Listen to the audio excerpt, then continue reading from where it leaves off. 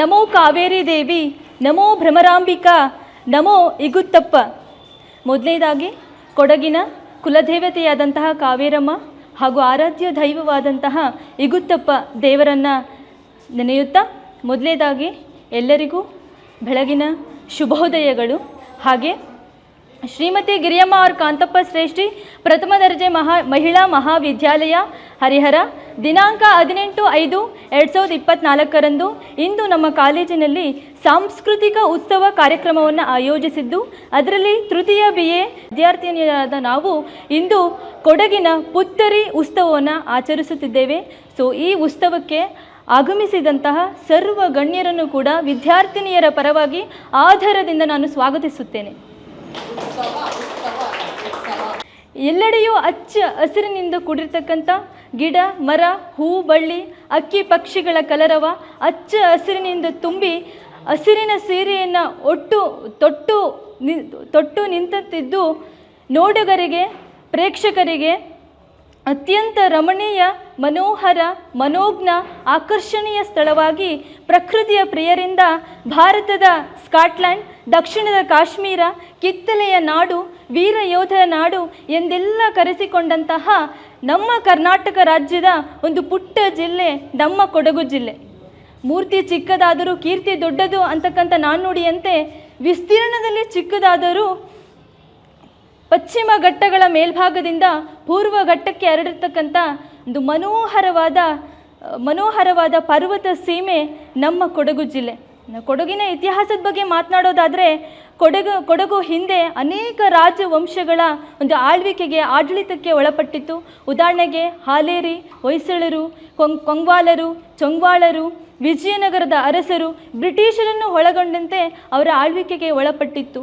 ತದನಂತರ ಭಾರತದ ಸ್ವಾತಂತ್ರ್ಯದ ನಂತರ ಕೊಡಗು ಅಥವಾ ಕೂರ್ಗ್ ಒಂದು ರಾಜ್ಯವಾಗಿತ್ತು ಅಥವಾ ಒಂದು ಸಂಸ್ಥಾನವಾಗಿತ್ತು ಅಂತಲೇ ಹೇಳ್ಬೋದು.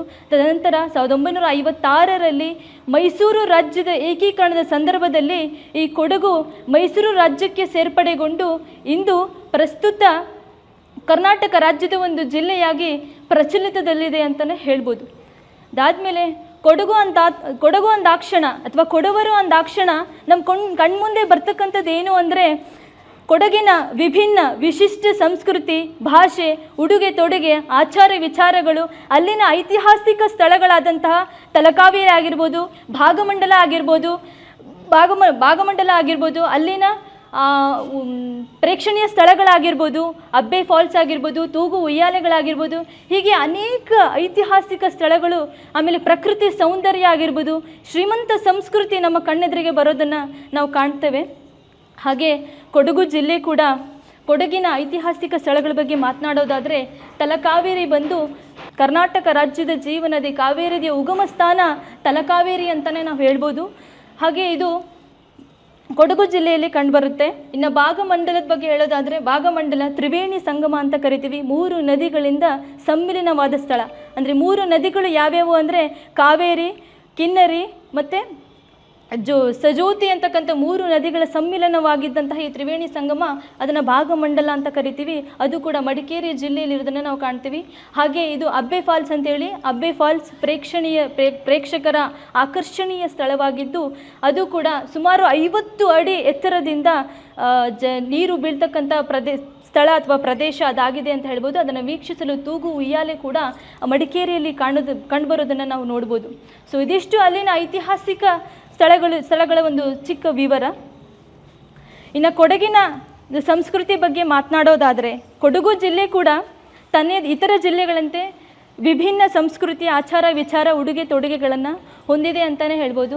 ಹಾಗೆ ನಾವು ಇಂದು ಆಚರಿಸ್ತಾ ಇರತಕ್ಕಂಥ ಕೊಡಗಿನ ಪುತ್ತರಿ ಹಬ್ಬದ ಬಗ್ಗೆ ಮಾತನಾಡೋದಾದರೆ ಕೊಡಗಿನ ಪುತ್ತರಿ ಹಬ್ಬ ಕೊಡಗಿನಲ್ಲಿ ಅತ್ಯಂತ ಜನಪ್ರಿಯತೆಯನ್ನು ಹೊಂದಿರತಕ್ಕಂಥ ಸುಗ್ಗಿ ಹಬ್ಬ ಎಂದೇ ಪ್ರಸಿದ್ಧಿಯನ್ನು ಹೊಂದಿರತಕ್ಕಂಥ ಹಬ್ಬ ಆಗಿದೆ ಅಂತಲೇ ಹೇಳ್ಬೋದು. ಈ ಹಬ್ಬವನ್ನು ಕೊಡಗಿನವರು ಅತ್ಯಂತ ಸಾಂಪ್ರದಾಯಿಕವಾಗಿ ಅತ್ಯಂತ ವೈಭವಯುತವಾಗಿ ಈ ಹಬ್ಬವನ್ನು ಆಚರಣೆ ಮಾಡ್ತಾರೆ. ಹಾಗಾದರೆ ಪುತ್ತರಿ ಅಥವಾ ಹುತ್ತರಿ ಅಂದರೆ ಏನು ಅಂತ ಅಂದರೆ ಪುದಿಯ ಹರಿ ಅಂತ ಅರ್ಥ. ಪುದಿಯ ಹರಿ ಅಂದರೆ ಹೊಸ ಹಕ್ಕಿ ಅಂತ ಅರ್ಥ. ಅಂದರೆ ಮಳೆಗಾಲ ಪ್ರಾರಂಭವಾದಾಗ ಬಿತ್ತಿದ ಭತ್ತ ತೆನೆಯೊಡೆದ ಫಸಲು ಬಂದಾಗ ಅದರ ಭತ್ತದ ಕದಿರನ್ನು ಕೊಯ್ದು ತಂದು ಪೂಜಿಸಿ ಸಂಭ್ರಮಿಸುವ ಹಬ್ಬ ಇದು ಅಂತಲೇ ನಾವು ಹೇಳ್ಬೋದು. ಅದಾದ ನಂತರ ನವೆಂಬರ್ ತಿಂಗಳಲ್ಲಿ ಇದನ್ನು ರೋಹಿಣಿ ನಕ್ಷತ್ರದ ಹುಣ್ಣಿಮೆಯ ದಿನದಂದು ಈ ಹಬ್ಬವನ್ನು ಆಚರಣೆ ಮಾಡ್ತಾರೆ.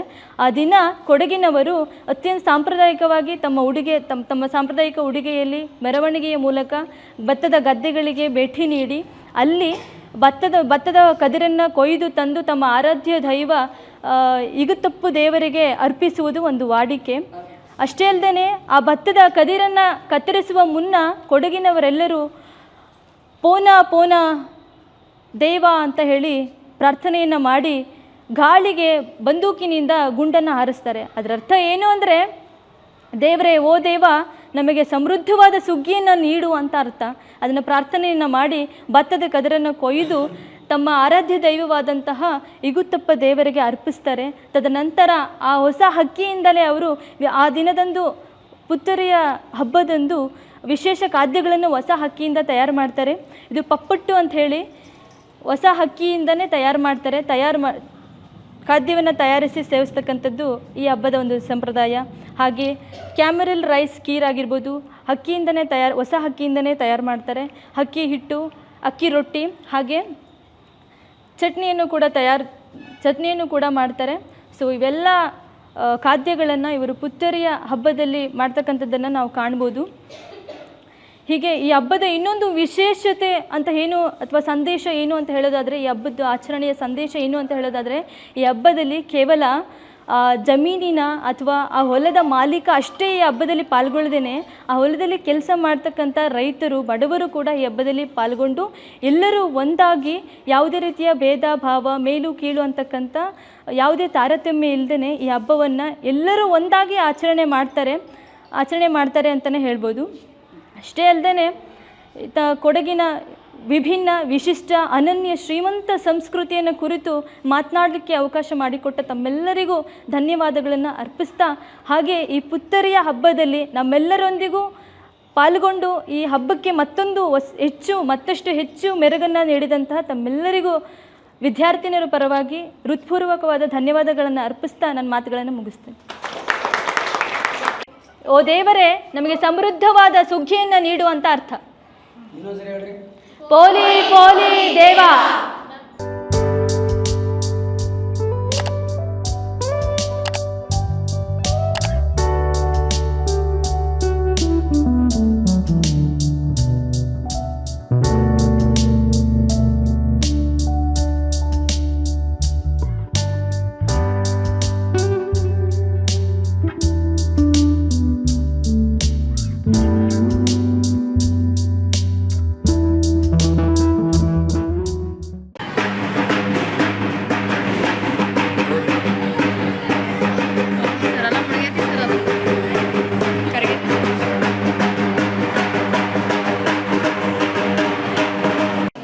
ಮೊದಲ ಸಮಾಧಾನಕರ ಬಹುಮಾನ ಪ್ರಥಮ BCom ತರಗತಿಗೆ ಹೋಳಿ ಫೆಸ್ಟಿವಲ್.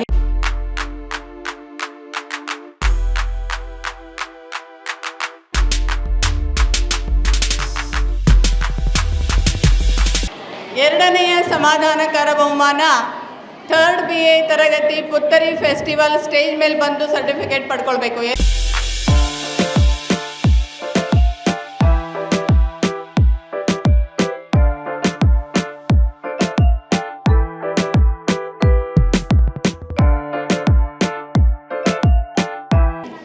ಮೂರನೆಯ ಸಮಾಧಾನಕರ ಬಹುಮಾನ second BA class Ganesha festival.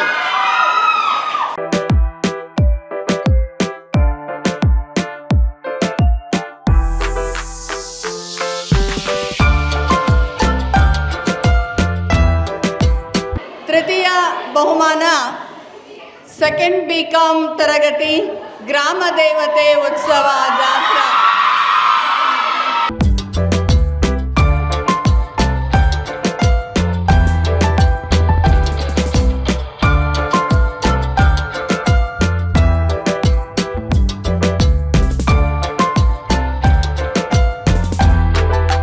ದ್ವಿತೀಯ ಬಹುಮಾನ ಏನಾದರೂ ಗೆಸ್ ಇದೆಯಾ ಯಾರ್ದಿರಬಹುದು ಅಂತ? ಥರ್ಡ್ BCom ತರಗತಿ ಹಳ್ಳಿ ಸೊಗಡು. ದ್ವಿತೀಯ ಬಹುಮಾನ ಥರ್ಡ್ BCom ತರಗತಿ ಹಳ್ಳಿ ಸೊಗಡು.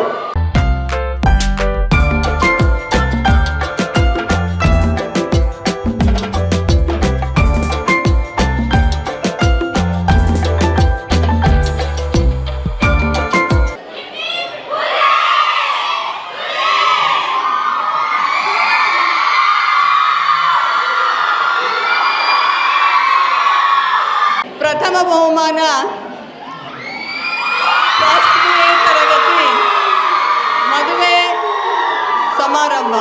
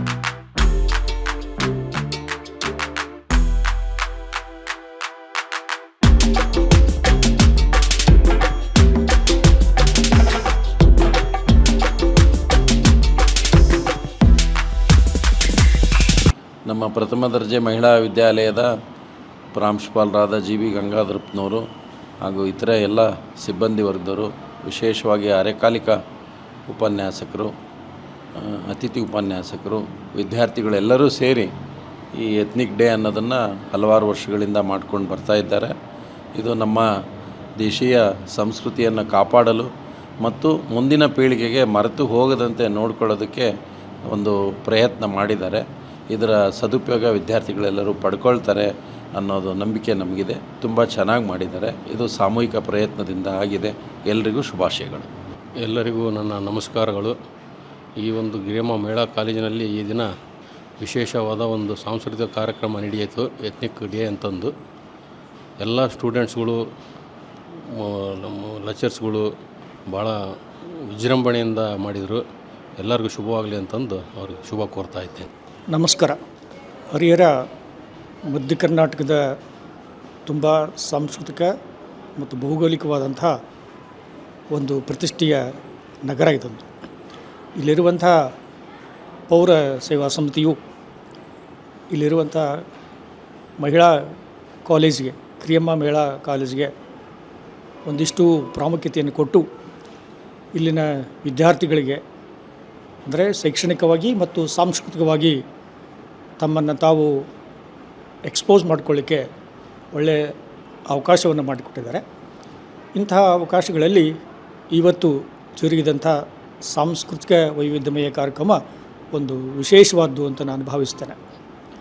ಇಲ್ಲಿ ಪಾಲ್ಗೊಂಡಂಥ ಎಲ್ಲ ವಿದ್ಯಾರ್ಥಿನಿಯರು ಗ್ರಾಮೀಣ ಪ್ರದೇಶದ ಹಳ್ಳಿಯ ಸೊಗಡು ಅನ್ನುವಂಥ ಗಣೇಶ ಉತ್ಸವ ಅನ್ನುವಂತಹ ಮತ್ತು ಮದುವೆ ಅನ್ನುವಂಥ ಈ ಥೀಮ್ ಓರಿಯೆಂಟೆಡ್ ಕಾರ್ಯಕ್ರಮಗಳನ್ನು ಕೊಡೋದ್ರ ಮೂಲಕ ನಮ್ಮ ಕನ್ನಡ ನಾಡಿನ ಈ ಭಾಗದ ಸಂಸ್ಕೃತಿಯನ್ನು, ಈ ಭಾಗದ ಸಂಪ್ರದಾಯಗಳನ್ನು ನಾಡಿಗೆ ಪರಿಚಯ ಮಾಡುವಂಥ ಒಂದು ಮಹತ್ವಪೂರ್ಣವಾದಂಥ ಒಂದು ಹೆಜ್ಜೆಯನ್ನು ಇಟ್ಟಿದ್ದಾರೆ.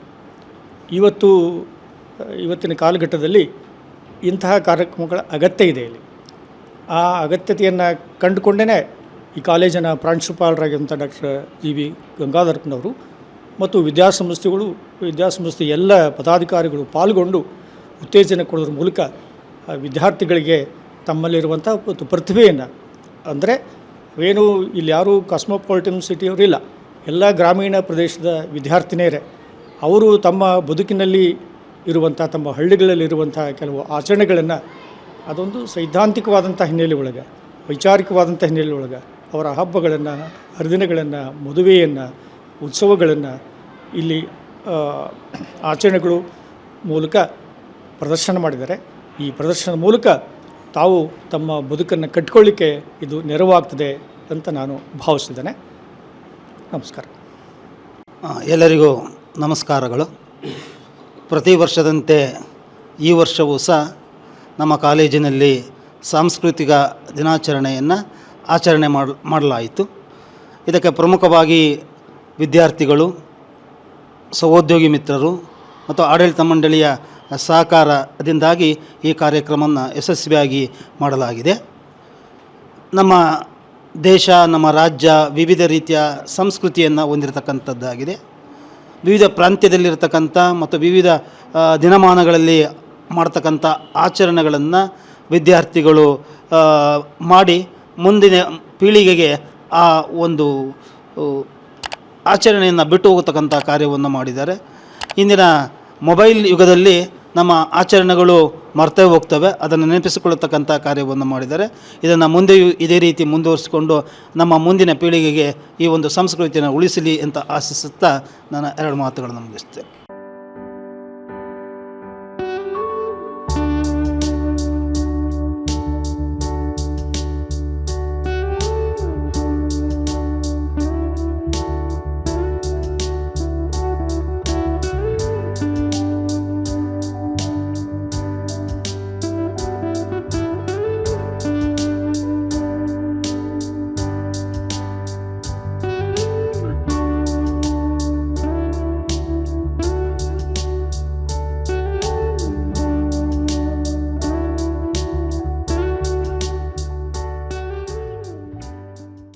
ನಕ್ಷತ್ರ ಟಿವಿ ಲೋಕಲ್ ನ್ಯೂಸ್, ಇದು ನಿಮ್ಮದೇ ಧ್ವನಿ.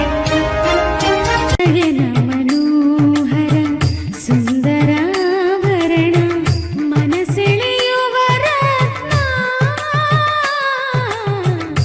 ನವರತ್ನ ಜ್ಯುವೆಲರ್ಸ್, ತೇಲ್ಕರ್ ಬೆಳ್ಳಿ ಬಂಗಾರದ ಅಂಗಡಿ, ಸಾಂಪ್ರದಾಯಿಕ ವಿನ್ಯಾಸದ BIS ಹಾಲ್ಮಾರ್ಕ್ ಆಭರಣಗಳು, ಮುಖ್ಯ ರಸ್ತೆ, ಹರಿಹರ.